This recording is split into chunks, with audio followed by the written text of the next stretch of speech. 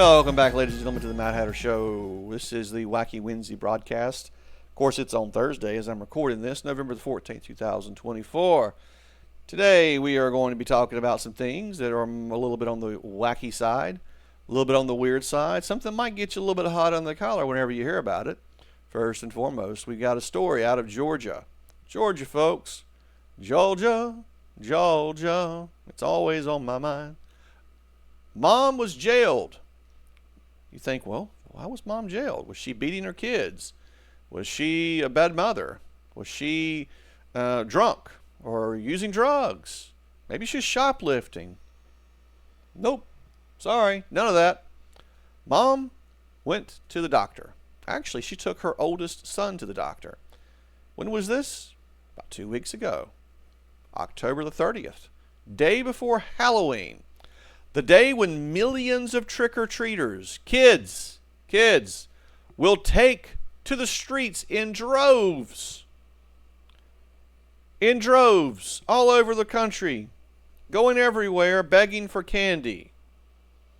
And everyone's okay with it on October 31st. But no, October 30th, his mother, Brittany Patterson, had taken her oldest son to the doctor. And while she was at the doctor, her youngest son, who was he has since turned 11 years old. All right, he was almost 11. Keep that in mind. He decides to leave the house and walk to town.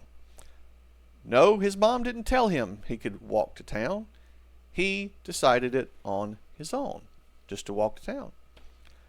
She thought he was at home, or maybe went over to visit his grandmother, who lived close by. Maybe he was playing in the woods behind the house. Plenty of family all around him. Instead, he decides to, for whatever reason, leave the house and go for a walk to the town that's close by. How big is this town, you might ask? Is it Chicago or Atlanta? Size of New York, maybe? No. The town is called Mineral Bluff. It is a town with a population of less than 400. 370 people. That's it. I can take a rock and throw it and hit 370 people. I'll be honest. The whole town only has 370 people. Itty bitty town. 25-mile-an-hour speed zone. So slow driving through there. Minimal risk of getting injured. Yes, 11 years old. No, he shouldn't have been walking. I agree. But he was. The sheriff sees him walking, decided to, for whatever reason, approach the kid. She's driving along, I'm guessing. Sees an 11-year-old boy. He looks 11 years old in the picture. Sees an 11-year-old boy walking along the road. Decides, instead of just going over and saying, hey, is everything all right, and letting him be, nope. No. Do you know how many kids right now are probably walking home from school? All across this country, his age and younger. Whenever I was that age, I walked places. A lot of kids did. We used to get on our bikes. I remember as a kid, we would get on our bikes and we would be gone for hours. In fact, it was not allowed. We were not allowed to be in the house after school except to do our homework. And that was it. If the weather was nice, the expectation from kids in my age and young and older, so we're talking about mid-80s and back, was for you to be outside playing. There were no cell phones. There were no emergency ways of contacting, obviously no pagers, no way of getting a hold of anyone except to go to a neighbor's house and ask them to use the telephone. And that was it. That was the only way you could get a hold of anybody. Back then, at least. And I knew, I knew that if my parent wasn't home, I could call one of a few different places and talk and find out where she was. All right? Perfectly normal. Today, people get beside themselves if their cell phone doesn't have 4 bars, or if their battery has less than 35% power reserve on the battery for the cell phone. It's crazy how far we have fallen as a society, if you will, where we are so dependent upon the attachments of technology being upon us at all hours of the day and night. That we are so important that everyone must be able to reach us in a moment, even though we're not going to pick up the phone. Just be real about it. If they don't text, we're not answering. Come on. Anyways, so she wasn't panicking. The mother wasn't. She wasn't, worried about, anything, wrong with her son. Number one, she's at the doctor with her other son. She thinks that everything is okay. She gets home, and the sheriff drove the boy home. Just picked him up and drove him home. Left him with his grandfather. I have no problem with that. I have every problem with what comes next. Whose responsibility is it to discipline the child under these conditions? It would be the mother's. Now, unfortunately, we have reached the point to where people now expect for society, though, to punish the parent as well.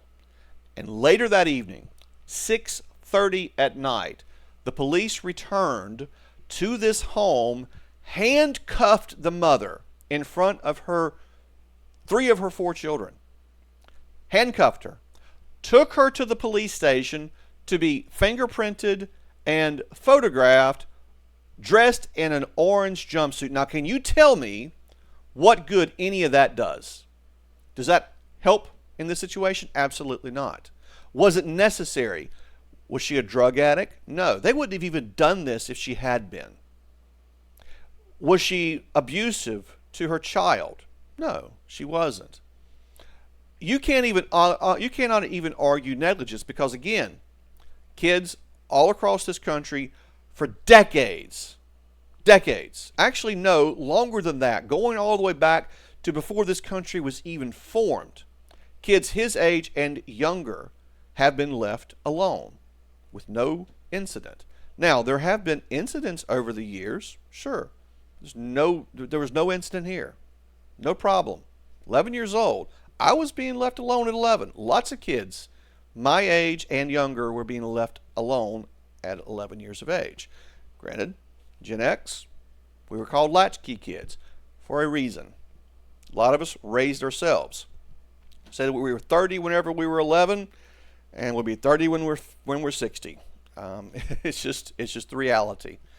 Anyways, no problem with the sheriff picking the boy up and bringing him back home. That should have been the end of it. Instead of letting it go at that, they contacted Child Protective Services. Again, if this mother had been abusive in some way, okay, I get that. If she'd been a drug addict, yes, absolutely. But you know what? She wasn't any of these things. This single mother had to pay $500 in bail. $500 in bail in order to be able to get home. Now, how does that help? If they were concerned about the mother being missing and not supervising her child, her children, in this case, 3 of them at least, she's got 4, so we know she was arrested in front of 3. I don't know how old each of them are. All right? At least 3 of them were present whenever she was arrested. Instead of them just coming and talking to her, saying, hey, you really need to do a better job, don't do this, that should have been the end of it at most. Even then, it would have been none of their business. None of their business. Even then. Instead of them doing that, though, they decided to arrest her, remove her from the house. Who's watching the kids while they're doing all this? Explain that one to me. Anyways, so they removed her from the home, arrested her, made her pay $500 in bail, and fingerprinted her, photographed her, put her in an orange jumpsuit like she, I don't know, tried to contest the 2020 election or something, right? This is ridiculous, honestly. There is a GoFundMe that has been set up. It's been established. It's called Help Parents USA, helping them cover the legal expenses. She has retained an attorney. The attorney's name is David DeLugas. He's the head of Parents USA, which is a nonprofit organization that helps to provide pro bono legal help to parents who've been wrongly arrested and prosecuted for things like child neglect. Now, again, I'm not saying that the 11-year-old should have been walking along the road going anywhere, but let's be real. It was a town of less than 400 people, and he was less than a mile from his house. He decided to do this on his own while his mother is taking his oldest brother to the doctor. Hardly an incident of neglect or abuse, and yet this is the type of behavior. These are the types of things that now will get you arrested in the United States of America, not in some place like we always think of, like California, right? We always have the joke, California, a bunch of communists there, right? No, not like that. No, this is not in some area of New York City or New York, where liberals reign. No, this is in red Georgia. This is in a rural part of Georgia, town less than 400 people. The sheriff in this case should be run out of town. Honestly, she needs to lose her next election. And I'm assuming that it says the sheriff in the article. I haven't investigated to see if she is indeed the sheriff in this case. This was not a kidnapping. This was nothing. Again, less than 400 people, less than a mile from home. 11 years old. I used to ride my bike further than that as an 11-year-old kid. We weren't even allowed in the house. I'm not joking. We were not even allowed in the house. If the weather was nice, we had to be outside playing. That was it. Now, compare and contrast this story, though, to another story I want to tell you about. Did you realize that at one point in time, it was okay to mail, you heard me right, you heard me right, yeah, mail your children. That's right. So this is out of History.com. In January of 1913, one Ohio couple took advantage of the U.S. Postal Service new parcel service to make a very special delivery, their infant son. The family in this case paid 15 cents for his stamps and an unknown amount to insure him for $50. Then handed him over to their mailman, who dropped the boy off at his grandmother's house a mile away. Regulations about what you could and couldn't see in at that point in time were very vague, few and far between. So yes, the post office at that point in time would allow you to accept parcels, including things over 4 pounds, starting in January of 1913. So people immediately sending all sorts of things through the mail. They sent eggs and bricks and snakes and unusual packages.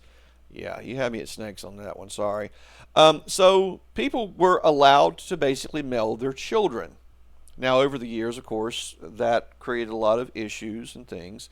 So eventually that policy was amended to where they couldn't do so. But yet it was something that did happen at one point in time for parents to mail their children. It was also common to buy your child a railway ticket and put them on one of the passenger cars by themselves. Now, not an infant, obviously, but a kid, 7, 8, 9, 10, 11 years old, absolutely. In fact, the 11-year-old would probably have been responsible for his younger siblings at that point in time. Now, it's amazing to me that in 100 years, we've gone from the point to where we were so reckless that we would basically, mail our kids or put them in railway cars by themselves and ship them off to grandmother's house or wherever else we were sending them to today, an 11-year-old boy walking along the road a mile from his house results in his mother being arrested and prosecuted. That's how far we have come as a country. Now, somewhere between the two should be balance. Somewhere between mailing your kids and letting them walk everywhere, unobserved, we should find balance. Now, whether you agree with the 11-year-old boy walking along the road is completely immaterial. Does it warrant prosecuting the mother? Does it warrant jail time? And this is the issue that I often raise when it comes back to these types of issues, where someone is saying there should be a law against blah, blah, blah. Fill in the blah, blah, blah with whatever blah, blah, blah you want to have in there, where there should be a law against that. Is it something that you want to see someone in prison for? If the answer is no, then you should give careful consideration to whatever you filled in the blank. Honestly, if the answer is no, then we really do not need a law against that. If it's not something that you're willing to see someone in prison for, I'm talking about criminal activity here, we're not talking about somebody, jaywalking or getting a little fine or something like that. In this case, the mother faces potential jail time. The odds of her getting jail time, probably unlikely, truthfully, but it could happen. Yes, it could happen, absolutely. Possible? Yes. Probable? No, I would say probably not. But somewhere between the one extreme, where we are mailing kids, and the other extreme where we're picking up mom because her 11-year-old boy sneaks out of the house and goes for a walk, we should find balance somewhere. And I don't think it really should be on either end of the extreme. I think that parents should be able to be given latitude to allow for their kids, if they're mature enough, to be able to have additional responsibilities, additional privileges. We could debate the age, but here again, does it warrant jail? If the answer is no, then this mother should not have been arrested. There's no call for that. So anyways, that wraps up the couple of items I had for you for today. This is Wacky Wednesday on Thursday. Starting next week, we're going to be bringing this as a regular weekly segment in our lineup, where we'll be talking about strange things making their way across the internet. I hope to have a few more items for you next week. Things that will maybe get you a little bit upset, maybe make you smile. Whatever it will be wacky. So thank you very much. Have a great day. If you haven't already done so, like, share, subscribe. Leave us a comment below. We'd love to hear from you. Thank you very much. Have a great day.